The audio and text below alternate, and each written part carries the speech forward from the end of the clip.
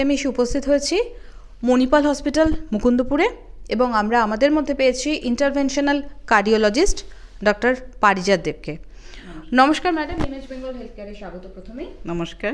আজকে আমরা যে বিষয় নিয়ে কথা বলতে চাইছি সেটা হচ্ছে যে প্রেগনেন্সিতে বিভিন্ন রকমের সমস্যা, তার মধ্যে অন্যতম প্রধান হচ্ছে কোলেস্টেরল এবং হাই ব্লাড প্রেশার বা হাইপারটেনশন। কেন বাড়ে? আচ্ছা, এটা একটা খুব ইম্পর্টেন্ট কোয়েশ্চেন। প্রেগনেন্সি রিলেটেড যেহেতু এখানে কোয়েশ্চেন করেছো তুমি, অ্যাজ এ লেডি আমি বলবো প্রেগনেন্ট যারা ফিমেল আমাদের এখানে আছে ওদের কিন্তু আগে থেকেই সচেতন হতে হবে।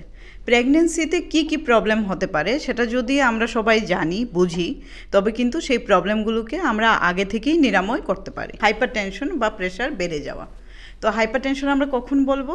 যখন ব্লাড প্রেশার 140/90 উপরে থাকবে, মানে সিস্টোলিক উপরে যেটা ব্লাড প্রেশার সেটা যদি 140 বেশি হয়ে যায়, নিচেরটা যদি 90 বেশি হয়, সেটা কিন্তু প্রেগন্যান্সি ইনডিউসড হাইপারটেনশন। নাও আমি যখন বলছি এই কথাটা, যারা দর্শকরা শুনছেন ওদেরকে এটা বুঝতে হবে হাইপারটেনশন কিন্তু প্রেগনেন্সির আগে থেকেও থাকতে পারে, প্রেগনেন্সির সময় হয়তো বা ওটা ধরা পড়েছে।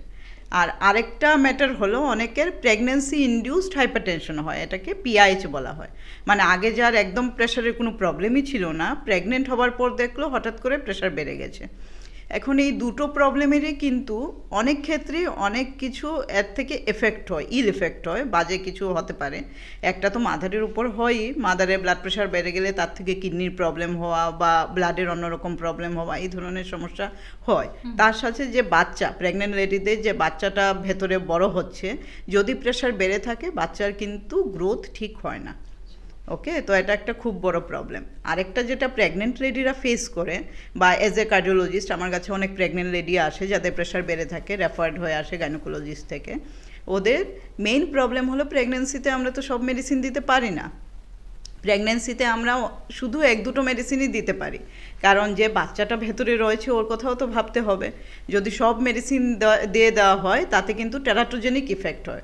নাও টেরাটোজেনিক ইফেক্ট হলো মেডিসিন থেকে সাইড ইফেক্ট হয়ে বাচ্চার শরীরের গঠনগত প্রবলেম হওয়া। তো সেগুলো যাতে না হয় এই জন্য আমাদের খুব কেয়ারফুললি এইরকম মেডিসিন দিতে হবে যাতে মার প্রেশার কন্ট্রোলে আসে আর বাচ্চারও কোনো ক্ষতি না হয়। এইরকম মেডিসিনগুলো হলো যেমন আমাদের লোবেটালল বলে একটা বিটা ব্লকার রয়েছে, নিকার্ডিয়া বলে একটা ক্যালসিয়াম চ্যানেল ব্লকার মেডিসিন রয়েছে। এরকম খুব কম মেডিকেশন আমরা ইউজ করতে পারি। এখন প্রেগনেন্সি ইনডিউসড হাইপারটেনশন যেটা, সেটা অনেক সময়ই দেখা যায় যখন প্রেগনেন্সি শেষের দিকে, মানে 5 মাসের পর থেকে হয়।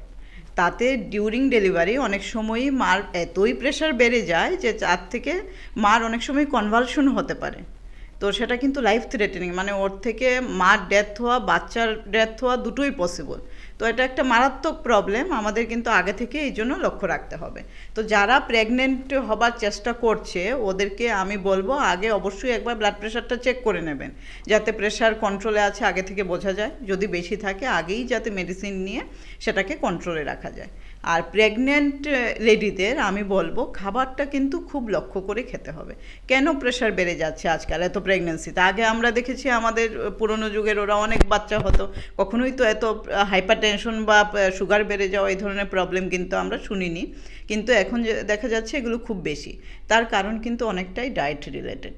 এখন জাঙ্ক ফুড অনেক বেশি খাওয়া হচ্ছে। আমাদের সল্ট ইনটেক খাবারে দেখবে যে আমরা খাচ্ছি বাইরের খাবার, তাতে সল্ট ইনটেক খুব high. Oily food, fried food বেশি খাওয়া হচ্ছে, ফ্রুটস ভেজিটেবলস কম খাওয়া হচ্ছে, রেড মিট বেশি খাচ্ছে সবাই। তো এসব থেকে, এইসব প্রবলেম থেকে কিন্তু প্রেশারটা বেড়ে যাচ্ছে। খাবার সাথে সাথে আরেকটা ইম্পর্টেন্ট হলো এক্সারসাইজ করা। প্রেগনেন্সিতে অনেক সময় মাদের বলা হয় যে আপনারা কিছুই করবেন না, বসে থাকুন, বিশ্রাম করুন। কিন্তু শুধু বিশ্রাম অবশ্যই করবে, কিন্তু একটা রেগুলার অ্যাক্টিভিটি যেমন নর্মাল ওয়াকিং, ব্রিস্ক ওয়াকিং, একটু হেঁটে আসা, বা যদি যোগা করা যায় বাড়িতে, বা ফ্রি হ্যান্ড এক্সারসাইজ যদি কিছু করা যায়, তাতে কিন্তু হাইপারটেনশন কন্ট্রোলে রাখা সম্ভব। আর তার সাথে প্রেগনেন্সিতে আরও কিছু প্রবলেম হতে পারে, যেটা কার্ডিওলজিস্টের কাছে অনেক সময় এরকম পেশেন্ট আসে। এর দুটো ইম্পর্টেন্ট এক্সাম্পল হলো, একটা হলো ডায়াবেটিস হয়ে যাওয়া, যেটাকে প্রেগনেন্সি ইনডিউসড ডায়াবেটিস বলা হয়। আর আরেকটা হলো পেশেন্টের কোলেস্টেরল বেড়ে যাওয়া। এই জিনিসটা কিন্তু রিসেন্টলি খুব ধরা পড়ছে। কোলেস্টেরল বেড়ে এরকম দেখা যাচ্ছে যে অনেক পেশেন্টেরই প্রায় হার্ট অ্যাটাক হবার অবস্থায় চলে আসছে। তো এই জন্য প্রেগনেন্সির আগে ডায়াবেটিস লেভেল মানে সুগার লেভেল চেক করা, প্রেশার কত আছে চেক করে নেওয়া, আর কোলেস্টেরল বেড়ে আছে কি না সেগুলো অবশ্যই চেক করতে হবে। কোলেস্টেরলের মেডিসিন কিন্তু প্রেগনেন্সিতে দেওয়া যায় না, কারণ তাতে বাচ্চার ক্ষতি হয়। তো তাই যদি কারোর কোলেস্টেরল ধরা পড়ে সেটাকে আমাদের প্রেগনেন্সির পরে মেডিসিন চালু করতে হয়। স্টেটিন বলে যে মেডিকেশনটা হয় সেটা প্রেগনেন্সির পরে চালু করা হয়।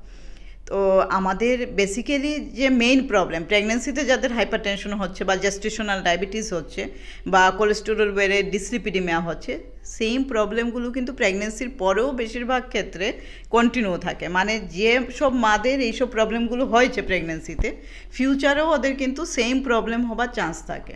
তো এই জন্য আমাদের এক্সট্রা কেয়ার নিয়ে দেখতে হবে। প্রেগনেন্সির পরে যখন ব্রেস্ট ফিডিং হচ্ছে ওই টাইমে ব্রেস্ট ফিডিং কমপ্লিট হবার পর রেগুলার চেক আপ করিয়ে দেখতে হবে যে ওই প্রবলেমগুলো আবার ফিরে আসছে কিনা, এরপর সেই অনুযায়ী ওদের ট্রিটমেন্ট করতে হবে। একদমই।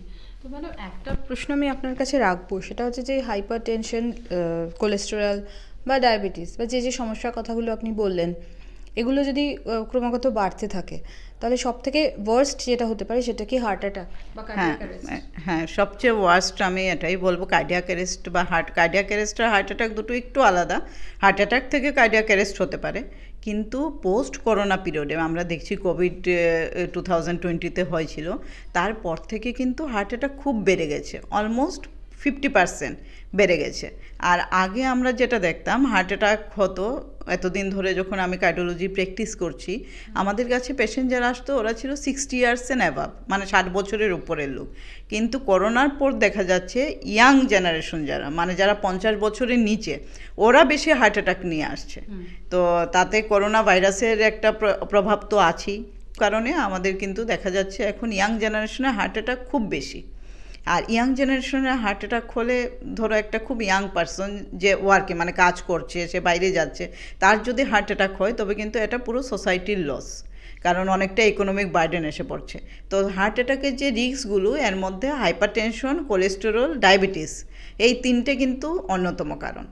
এই তিনটেকে কন্ট্রোলে রাখতে পারলে আমরা হার্ট অ্যাটাকের রিস্ক অনেক কমিয়ে দিতে পারবো। একদম। আমার একটা শেষ প্রশ্ন আছে, সেটা হচ্ছে যে কেউ আছেন যারা প্ল্যান করে প্রেগনেন্সি করেন, আবার কারোর আছে যাদের হঠাৎ করে প্রেগনেন্সি চলে আসে। তো যারা প্ল্যান করে প্রেগনেন্সি করছেন, প্রথমে তাদের কথায় আসি। তো তাদের প্রেগনেন্ট হবার আগে বা তারা যখন প্ল্যান করছেন, তাদের কোন দিকগুলোকে মাথায় রাখতে হবে? হ্যাঁ, যারা প্ল্যান করে প্রেগনেন্সি করছে ওরা প্রেগনেন্সি নেবার আগে নিজেদের ব্লাড প্রেশার, পালস রেট কত রয়েছে চেক করবে। একটা হেলথ চেক আপ অবশ্যই করাতে হবে। হেলথ চেক আপে ওরা ব্লাড সুগার লেভেল কত আছে, ফাস্টিং কোলেস্টেরল, লিপিড প্রোফাইল কত আছে দেখতে হবে। তার সাথে ওদেরকে একটা ইসিজি আর ইকোকার্ডিওগ্রাফি করিয়ে নিতে হবে, কারণ ইসিজি, ইকোকার্ডিওগ্রাফিতে যদি হিডেন হার্টের কোনো প্রবলেম থাকে সেটা কিন্তু খুব সহজে ধরা পড়ে যাবে। আর এর সাথে সাথে যেগুলো বেসিক টেস্ট কিছু রয়েছে, যেমন ক্রিয়াটিনিন লেভেল কেমন আছে, পেশেন্টের লিভারের কোনো প্রবলেম আছে কিনা, সেগুলোও চেক আপ করতে হবে। তবে চেক আপের সাথে সাথে আমি বলবো প্ল্যান প্রেগনেন্সি যদি হয় সেক্ষেত্রে কিন্তু ডায়েটেও নজর রাখতে হবে। আমাদের ডায়েট যেটা আমরা খাচ্ছি ওটা লো সল্ট আমরা বলি, মানে নুনের পরিমাণ খুব কম থাকবে, পটাশিয়াম রিচ হবে, মানে ফ্রুটস, ভেজিটেবল, কোকোনাট ওয়াটার, এই ধরনের জিনিসগুলো বেশি খেতে হবে। রেড মিট একদমই কমিয়ে দিতে হবে, তেলে ভাজা একদম বন্ধ করে দিতে হবে, ফ্রাইড ফুড খাওয়া, রাইস যতটা কার্বোহাইড্রেট কমিয়ে রাখা যায় ততই ভালো। ডায়াবেটিস নাই থাকুক, তা সত্ত্বেও ডায়াবেটিস মানে কোলেস্টেরল কমাবার জন্য আমাদের রাইস কিন্তু কমিয়ে রাখতে হবে। Mainly green vegetable, fruits and lean meat, তার সাথে ফিশ, অবশ্যই কিছু কিছু ফিশ খাওয়া যাবে।